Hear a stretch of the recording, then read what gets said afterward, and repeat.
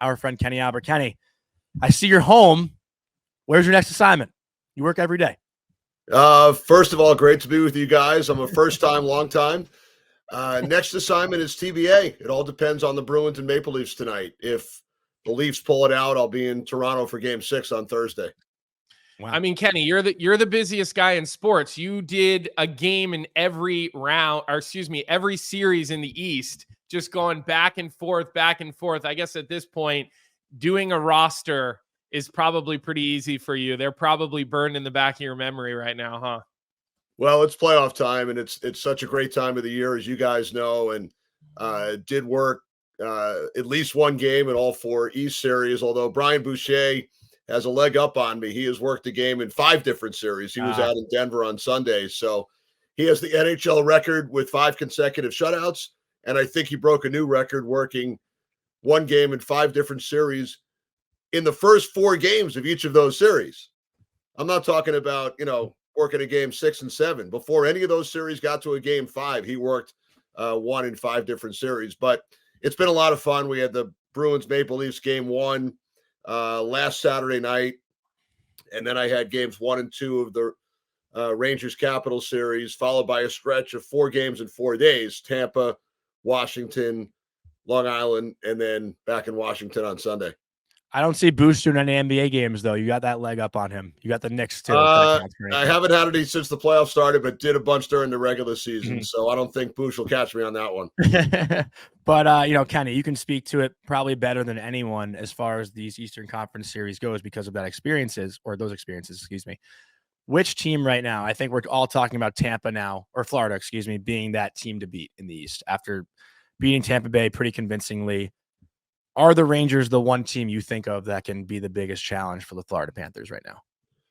Well, I certainly wouldn't be surprised if the Rangers were the team that got to the Stanley Cup final, but you have to be so impressed with Florida as well. If it does come to that, that would be an unbelievable series. I know people in Carolina and Boston right now probably have other ideas, but I think we all knew it going into the playoffs that there were probably 12 teams that feel like they have as good a chance as anybody to win the Stanley Cup. And, Washington sneaking in, they had a great run, obviously, over the last couple of weeks.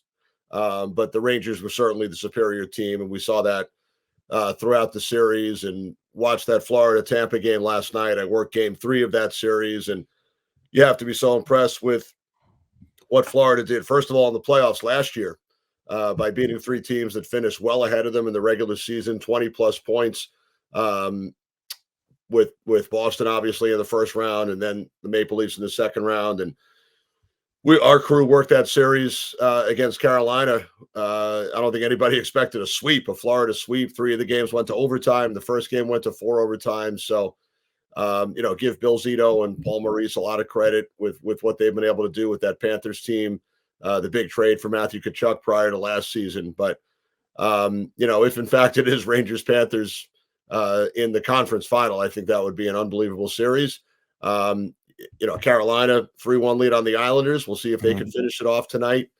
And then, of course, Boston 3-1 over Toronto in the other East series.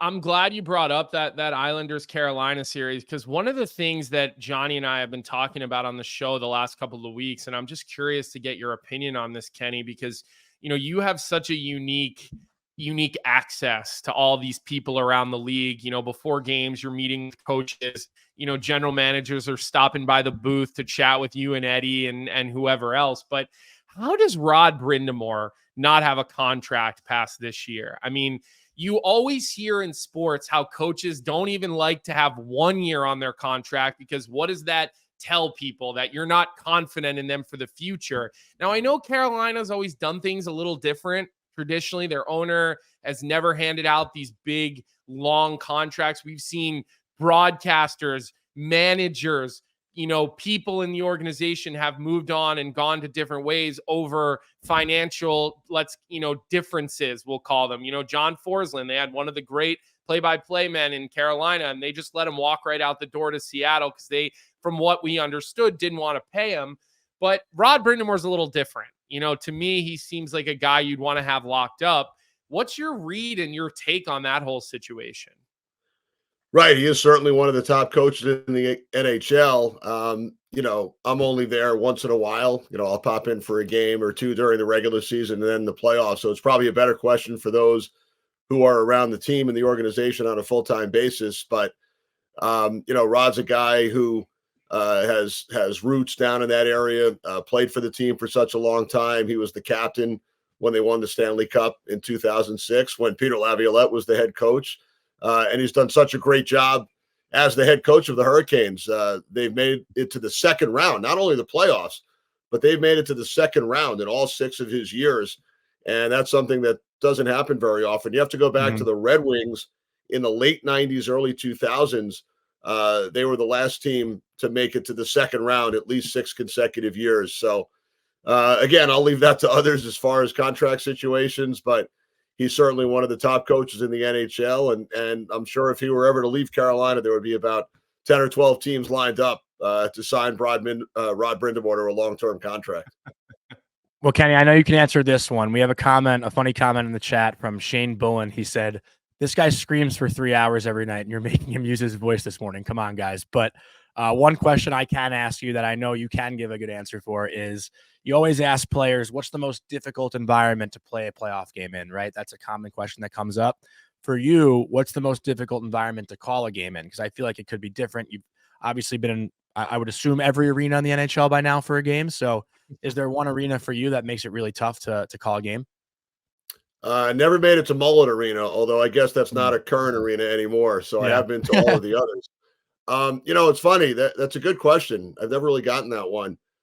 To me, I base it all on the location of the broadcast booth. Mhm. There are certain arenas where you're really high up and you don't feel like you're in the game and it looks like it's moving in slow motion. The closer you are to the ice, the more you feel into the game as a broadcaster. I'll give you a perfect example. That game 1, the 4 overtime game in Raleigh last year. Normally, all of the broadcasters are way up in the press box, which is one of the higher ones in the league. For that playoff series, for the first 2 games in Carolina, we were actually low down on the concourse, a little bit to the right inside the blue line, but we were still about 25 rows off the ice. And I felt that was important for a game that went 4 overtimes to 1:54 in the morning.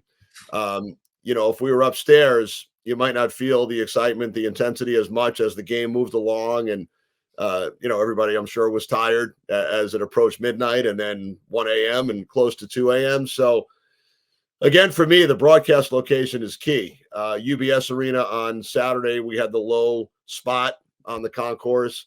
There are many other arenas where the national TV crew gets that primary spot. Vegas is one of them.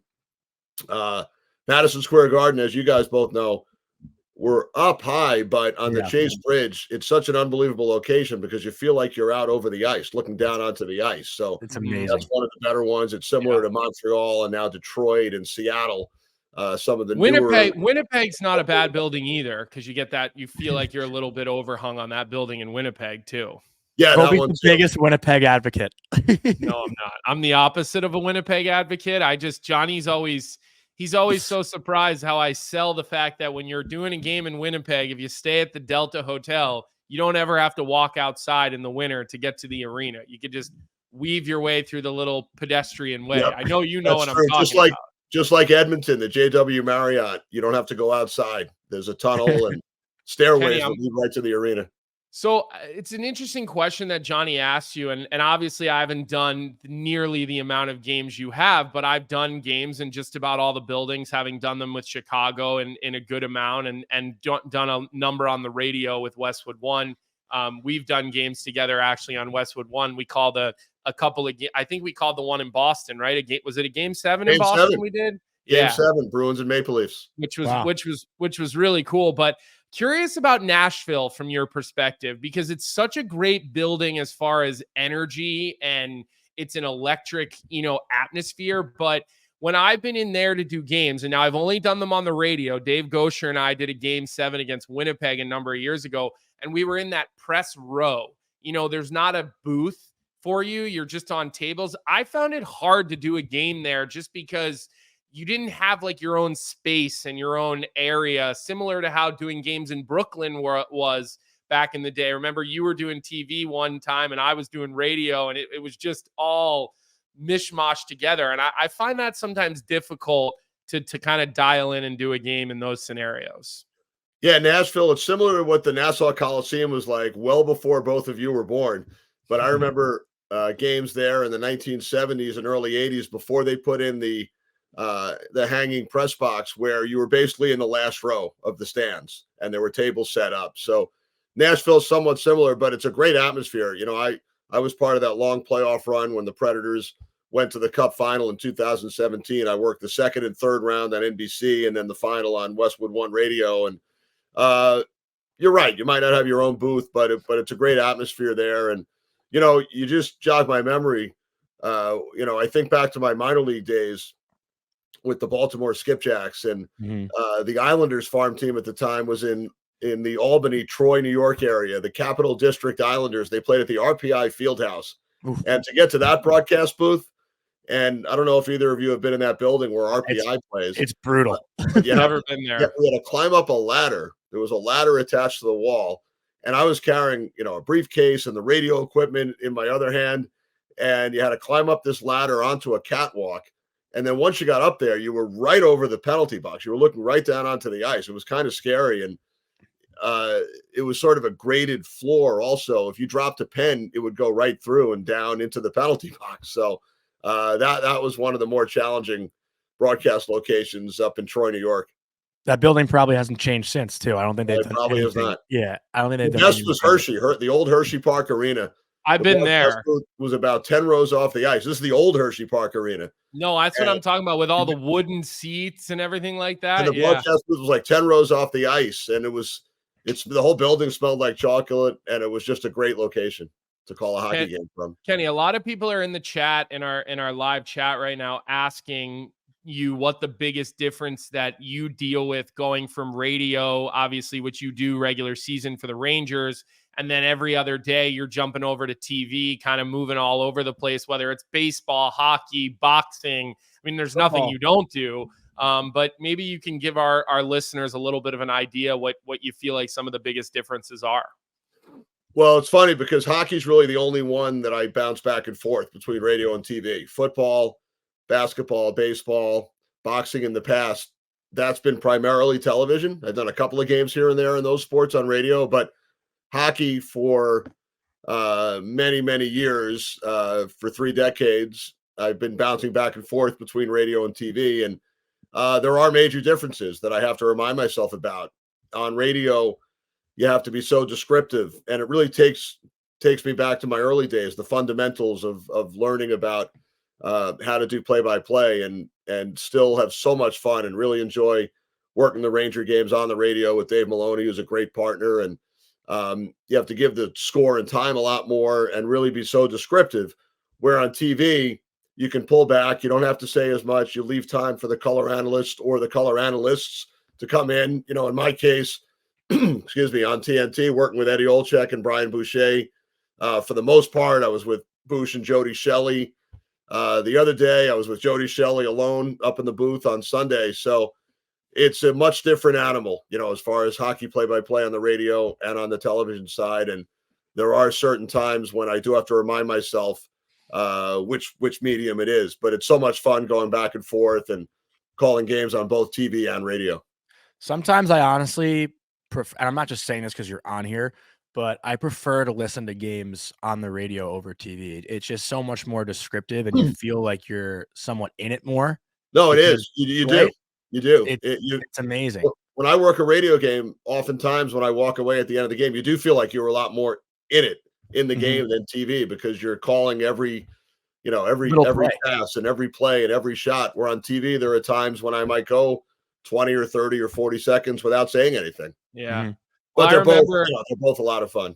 It's funny. I remember when we did that game together, and I was still, fairly new at it. Obviously I'd done the Olympics the year before, but I was kind of cutting my teeth doing radio for Westwood One, which was honestly one of my favorite places that I've ever worked, because I always got to work with these like legendary Hall of Fame guys. I'm doing, I did some games with Sam Rosen, Kenny, just all of the best guys I got to do games with. So I found felt pretty fortunate. But I do remember, because your voice, Kenny, of all the guys, I've done them with Ghosh, done them with Sam, and these are voices I've heard forever, but none of their voices are quite as big and booming, I would say, as your voice. I think you just like have a different level that your voice gets to. And I remember when we did the Open for that game in Boston, and I was a little nervous anyway. It's a game 7, it's Bruins, we're at the Garden. It's just, there's more, for me, it was just cooler. Even though I'd done a Maple Leafs game 7 the year before with Sam.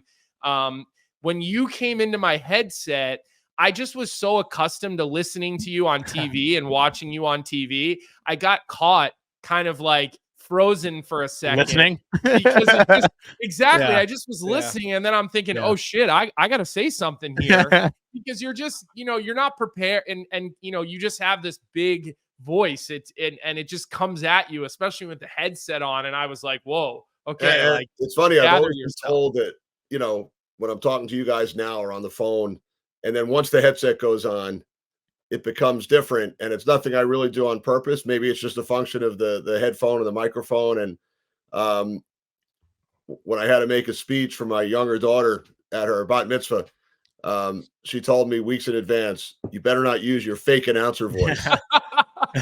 So that's become was that a man? Was that which daughter was that? That was Sydney, my younger daughter. And so of course I incorporated that into the speech, the story about her telling me not to use my quote fake announcer voice. Yeah, I don't think it's fake. I think you just feed off the energy in the building, and you obviously love the sport. And I think you can hear it right now. It just happens, I think, once you put that headset on. But it's just like your natural voice too. Like I remember the first time like speaking to you, I was like, whoa. Like you're kind of thrown off. I think that's like any broadcaster you listen to growing up, right? Like it's just kind of how it is. But we also, another thing coming up in the chat here a lot is everyone's asking about your favorite call. And I know you get asked about it all the time. So I kind of want to change it up. And it's a little bit ironic because I feel like you would always say the Batista home run. That's probably your most famous one. And it's not even hockey, which is pretty funny. But the way I want to kind of rephrase it is asking you, is there a call that you've had that maybe you thought would be bigger than it's been that you still think, is one that should get more love? I don't know if there's one specific call. The Bautista home run, ironically, is the one I get asked about the most. And I've probably done fewer baseball games than any other sport of the four. But that was back in 2015 in the playoff series up in Toronto. And it was a national broadcast in both countries. So for whatever reason, I get asked about that one more than any others. In hockey, it's not necessarily a specific call, but it's, certain games and the ending of those games. I was on the call for NHL radio, 26 years old, when the Rangers won the Cup in 1994. I was working down in Washington then, and due to a strange confluence of events, wound up working that series on NHL radio, which was sort of the predecessor, Colby, to Westwood One as far as carrying the national hockey games. I think back to so many of the great Ranger game 7s during their long playoff runs, games I worked on the radio, game 6 when they beat Montreal in 2014 to advance to the Cup final. It was a 1-0 game.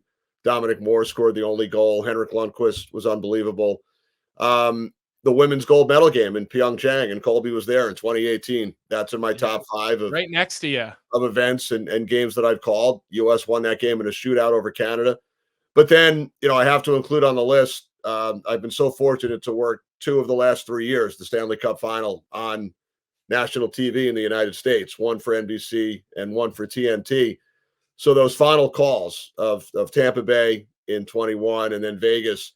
And I'm not one who really scripts that final line. Some people do in the various sports, but I would, when I think back, both times, in my head, I sort of threw some ideas around during the day, had some words, some phrases that, you want to be ready. You don't want to be stuck. So I haven't went back. Twice, right? I was in Montreal for that Tampa Montreal series, and it was 3-0 Tampa Bay. So the day of game 4, we had 2 days off, I think, between games. It was July 4th weekend, and we had a sort of quarantine and stay in our hotel room.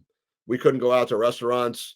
It was the back end of the pandemic, and the league had set up, for all of us to be able to travel between the U.S. and Canada, that we couldn't really go out anywhere from the hotel except to the practices and games. So I had a lot of time those 2 days. So I went back and watched on YouTube some of the great calls, whether it was Doc Emmerich, Bob Cole, Jim Houston, Chris Cuthbert up in Canada, some of the other broadcasters in the United States. And I watched about 20 Stanley Cup winning calls, just to kind of get the feel for it.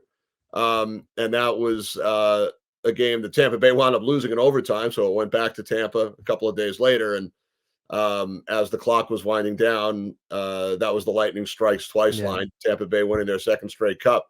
And then last year in Vegas, again, the day of game 5, they're up 3-1 on Florida, just throwing some things around in my mind. And I'm picturing the Stanley Cup, and it's the Golden Knights. And, the result of the game wasn't in doubt. It was a 9-3 game. So for the last 30 minutes, you knew it was over as Vegas continued to score goals and piling on. But my line as the time was winding down was the silver trophy to the Golden Knights. So, those are certainly memorable as far as calls that I've been on through the years.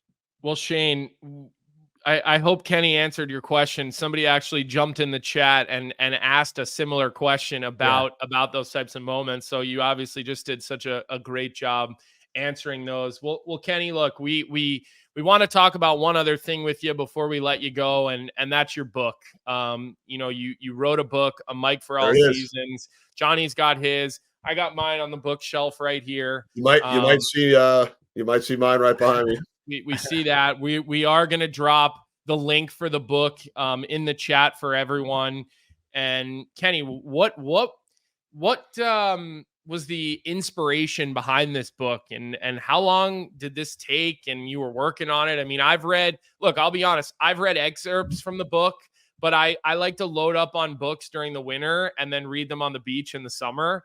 So I haven't, I had to go find my name basically in the book. And then I was like, okay, I made Kenny's book. So now I can sleep at night. But tell us a little bit about the book, and our listeners and our watchers, they're pretty great about this. Bobby Robbins came on our show, who I'm sure you remember, played a couple games for the Bruins, was a fighter, great story. And the people who listen to our show, they all bought his book, which was really cool. Like, he sold a ton of books. People have been loving it and raving about it. So why don't you tell us a little bit about the book, Kenny, and how it all kind of came together? Well, I appreciate you asking about it. It really came about for many, many years. Every summer I speak at 3 or 4 sportscasting camps, broadcasting camps, and high school and college students. The kids all ask great questions. A lot of the similar questions, to be honest, that you guys just asked about favorite games and favorite arenas and environments. You got to be more clever than, I guess, huh? So I wind up answering a lot of the same questions, and they're all great questions. And I felt like I had a lot of stories to tell. So always thought about possibly doing it. Never really seemed to have the time. My family always suggested, why don't you try and write a book someday? And during the pandemic, when, we were all home, I was home for 146 straight days, is when I really started. I put together an outline and some sample chapters and wrote down a lot of keywords and ideas. And I had been approached by a book agent, Andrew Blauner, out of New York, about 10 years ago. And he said, he was a big sports fan. He said, if you're ever thinking about writing a book, maybe I can put you in contact with a publisher. And that's exactly what he did with Triumph Books in Chicago. Did it myself, wanted to do it myself. Always enjoyed writing and felt like it was my stories. So it took about probably 2 years from the time I first started, on and off. Didn't have as much time during the seasons. It was due September 2022. They told me 70,000 words. And I remember at one point I had 30,000. I'm thinking to myself, how am I ever going to get 70,000? And then wound up at 80,000. So it was a really fun, enjoyable process. The editing process was really interesting. I had never gone through it before, but I probably read it over 10 or 20 times. And the 17th and 18th time, you find factual mistakes, spelling mistakes, grammar, things you want to move around. Every time you read through it, you find something else. So you want it to be as perfect as possible when it's finished. And to have Wayne Gretzky and Walt Clyde Frazier write the forwards, that was kind of surreal. 2 all-time great athletes who are even better people than they were athletes. And I've worked with both of them and gotten to know both, and they were so gracious to take part. So hopefully you guys enjoy it. Hopefully the listeners and viewers enjoy it. And it was published last October 2023. This month it's out in paperback, so it's available on Amazon, online, Target, Triumph Books, a lot of bookstores around the country. So it was just a lot of fun, and hopefully you guys both enjoyed some of the stories in there. Well, it's an easy read. It's like a page-turning book because and like I said, I've read a couple of chapters, and you don't want to put it down because you're like, oh, well, what happens and like where are they going next? And there's the funny moments where you're like, so if you're a hockey fan, the stories are great, the behind the scenes are great. I think people will really enjoy it, Jonny. And I'll give just a quick Cliff Notes version. One of my favorite stories has to do with a prank that was played on me, a fake arrest set up by Barry Trotz, one of the greatest coaches in NHL history. He was our assistant coach in Baltimore. I was 23 years old, radio play-by-play broadcaster. He was our 27-year-old assistant coach. And I don't want to ruin the story. It's in the book. But up in Sydney, Nova Scotia, when we landed at the airport, there was a fake arrest set up by Barry Trotz, and I was the victim.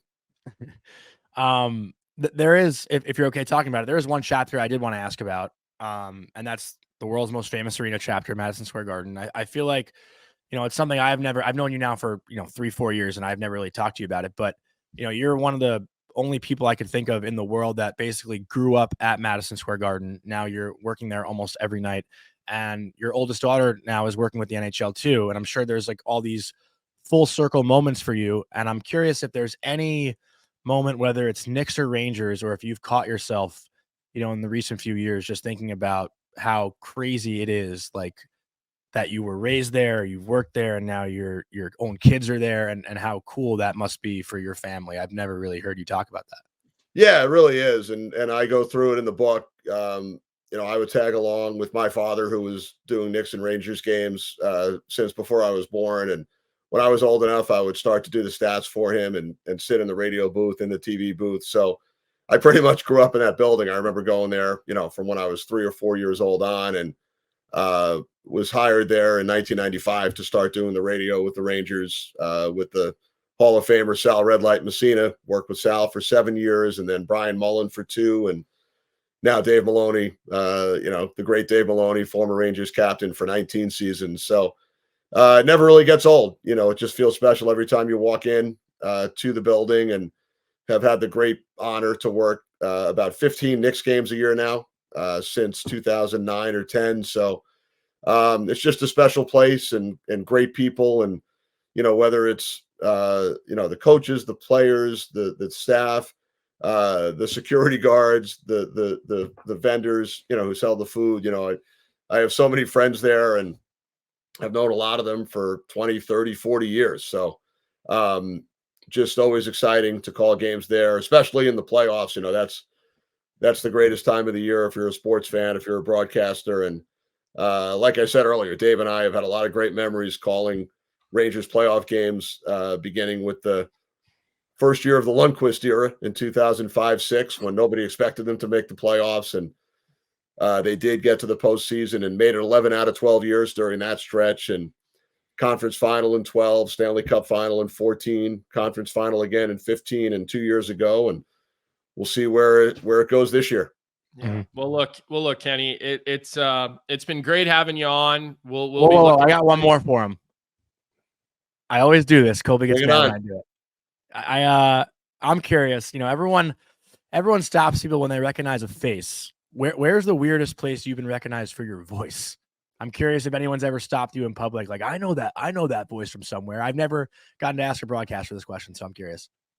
Yeah, that's an interesting question. That has happened a couple of times, but as far as the location, I'm not really sure. But that has happened. A lot of times it's the face, not the voice, and at the Garden all the time, but also, occasionally in restaurants, airports a lot, especially during football season as well. I'm just picturing you like ordering Chipotle or something. And that's a good one. I'll have to think about that one. But well, it's definitely happened. I think there's a lot of people, Kenny, that would pay a premium for the audiobook version, but only if it's your voice. I think that's in the works. That's a project for this summer. Okay, because me personally, whatever you're charging for the book, I'd pay an absolute premium for the audio version, but only if it's you, because I just feel like your voice is so synonymous. No, it's going to be. That's something that when we talk to the publishers, I said, if there is an audiobook, I want to do it. So that's a project that we're working on, and that's coming up this summer.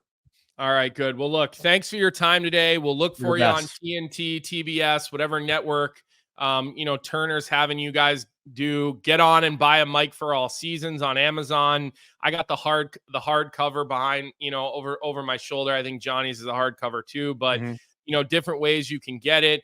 Kenny, your guys' broadcasts have just been, there's such a difference between the two networks. You guys are just so good at what you do, the entertainment factor all the way through. It's great. It's great for the game. So, thanks for that. Thanks for your time today. I know you're a busy guy. I think we got lucky with how this first round has shook out TV wise to be able to get in the playoffs. Cause I know we've tried before, but you're always on a plane. So thanks for your time today. We really appreciate it. Well, I actually have at least 3 days off now. So this was great. Appreciate your family's like, who is this guy? Who's Tennyson? Who's this guy hanging out at our house?